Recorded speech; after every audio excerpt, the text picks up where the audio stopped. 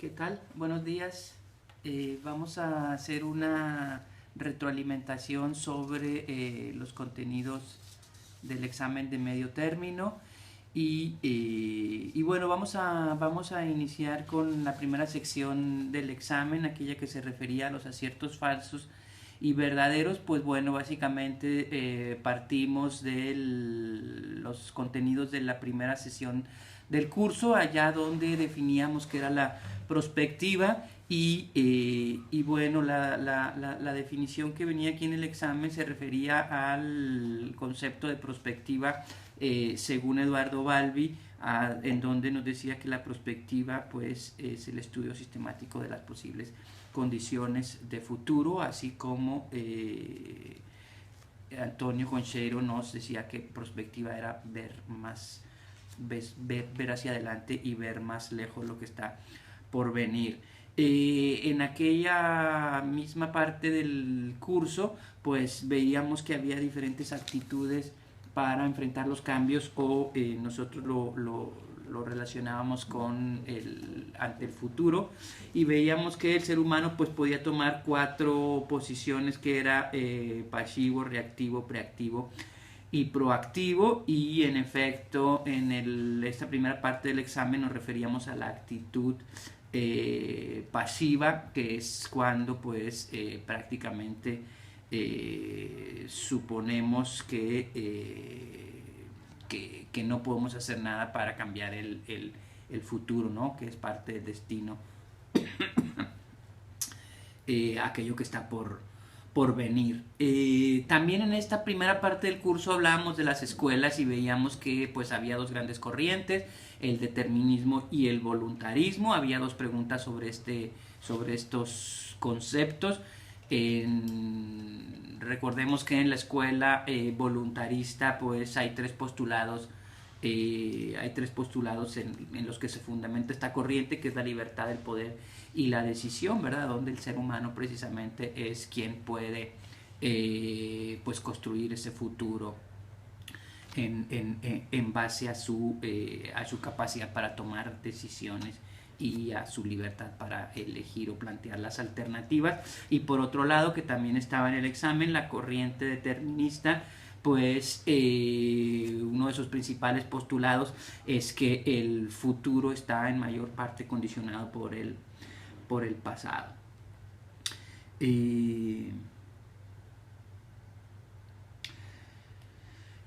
Más adelante ya fuimos avanzando en el planteamiento del proceso prospectivo. También hay una pregunta respecto a esto, ¿verdad? Debemos de recordar que las cuatro etapas del proceso prospectivo son en el siguiente orden: entendimiento del contexto, visualización estratégica, dibujando los futuros y construyendo el futuro. Y bueno, debemos de recordar que antes de pasar a la exploración de los escenarios, la etapa 1, entendimiento del contexto, se refiere a un análisis macro, a un entendimiento superficial, al primer acercamiento al objeto de estudio. La etapa número 2 es el análisis micro, es el diagnóstico micro interno de priorización de qué es los elementos que son relevantes para el condicionamiento del futuro, ¿verdad? De allí que aquí la pregunta 7, que hacía referencia al tipo de análisis previo a la construcción de los escenarios o al diseño de los escenarios, es primeramente el análisis macro y posteriormente el análisis micro. Y bueno, aquí combinando ya la segunda parte, aquella que se refería a las estrategias de la prospectiva, también vimos que hay tres estrategias básicas en las que se fundamenta la prospectiva, que son la visión de largo plazo, la visión holística y el consenso, ¿verdad? Esta importancia de que la prospectiva o que los futuros se construyen de manera participativa es una herramienta de consenso, es una herramienta que trabaja con la complejidad desde el punto de vista de la visión sistémica y pues bueno, ver hacia adelante y lo más lejos, ¿verdad? Que es lo que corresponde a la visión de largo plazo. También introdujimos el triángulo de Godet, ¿verdad? Que tiene tres vértices que corresponden a la anticipación, a la acción y a la apropiación. Y después fuimos avanzando ya en concreto en las herramientas para realizar este proceso prospectivo, y entonces allí planteamos que el entendimiento del contexto pues se podía llevar mediante ciertas herramientas, entre ellas son las más sencillas, los métodos cualitativos para explorar a través de un panel de expertos, a través de una encuesta, pues cuál era el estado del arte de ese objeto de estudio, o bien el árbol de Margillet que ustedes están realizando o que realizaron en sus proyectos. Visualización estratégica, ya una vez entendido de manera macro el objeto de estudio, pues pasamos a esa priorización o visualización, que quiere decir afinar el ángulo de observación para priorizar los elementos. Y bueno, pues ahí tenemos diferentes herramientas como el análisis estructural, como el FODA, como el juego de actores, etcétera. En la parte de construcción del futuro, pues bueno, tenemos diferentes, perdón, en la etapa de dibujando los futuros, tenemos diferentes maneras de acercarnos a ello, ya sea con herramientas cuantitativas o cualitativas. Y tenemos pues propiamente las herramientas de la prospectiva, Peter Schwartz, SMIC, Delphi, y en la parte cuantitativa, modelación dinámica de escenarios. Y la parte 4, ¿verdad? La parte de construcción del futuro, pues bueno, ahí tenemos herramientas que trascienden ya la prospectiva, como la planeación estratégica, como la resolución de conflictos, como el diseño dialógico estructurado, el método IGO, etcétera. Y bueno, de esta manera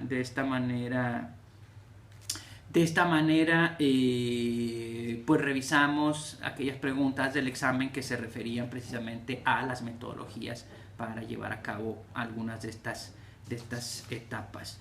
Pero bien, todo esto está contenido, explicado en el capítulo 1 de su libro de texto con mayor detalle.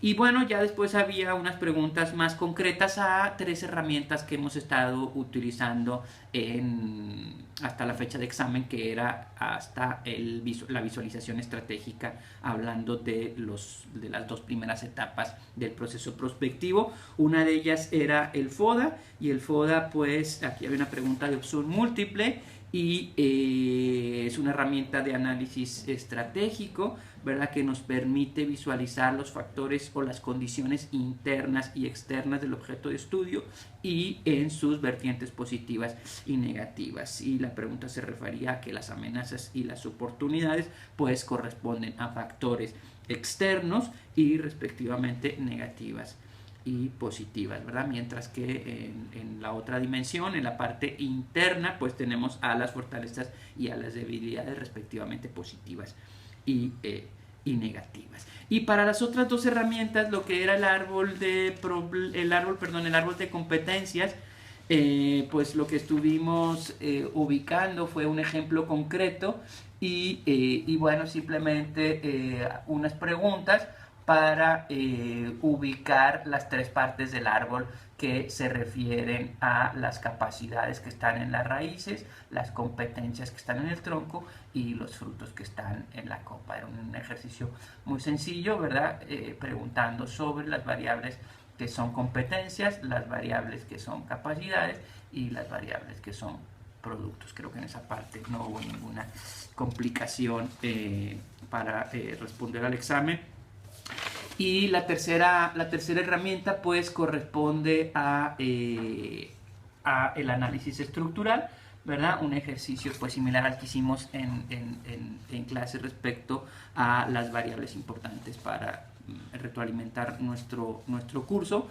En este caso ustedes tenían ya el resultado de la matriz de relaciones indirectas potenciales. Igualmente las preguntas simplemente consistían en ubicar las variables que estaban en las cuatro zonas del plano cartesiano respectivamente, ¿verdad? Nos preguntaban cuáles son las variables estratégicas, pues como comentamos en clase y en el ejercicio que realizamos en clase, ya que están ahí los resultados en el Blackboard, pues tenemos que las variables estratégicas son las que están en la zona de conflicto. Había una pregunta sobre las variables autónomas, ¿verdad? En la zona de variables autónomas teníamos solamente 2 variables. Y bueno, había una pregunta respecto a cuál es la más influyente y cuál es la más dependiente. Pues aquí lo que tenemos que recordar es que el eje vertical nos mide la influencia, por lo tanto la influencia va del origen hacia arriba, ¿verdad? De menos a más. Por lo tanto, la variable más influyente es la variable que está ubicada en la posición más alta de la gráfica respecto al eje vertical. Y la dependencia, recordemos que se mide con el eje horizontal, también va de menos a más, por lo tanto la variable que está más hacia su extremo derecho sería la variable más dependiente, que sería esta que se posiciona en esta coordenada, ¿verdad? Simplemente lo que teníamos que hacer era pues recordar la posición de los 4 cuadrantes en el plano cartesiano del análisis estructural. Entonces, pues básicamente era el contenido del examen de medio término, aquello que correspondía al concepto de la prospectiva, a las estrategias de la prospectiva, a las corrientes, a los factores clave respecto al triángulo de la prospectiva. Y bueno, a la introducción ya de nuestro proceso prospectivo, sus herramientas y las tres herramientas básicas que ustedes están desarrollando. Y pues bueno, espero que esta retroalimentación sea de su utilidad y muchas gracias. Hasta luego.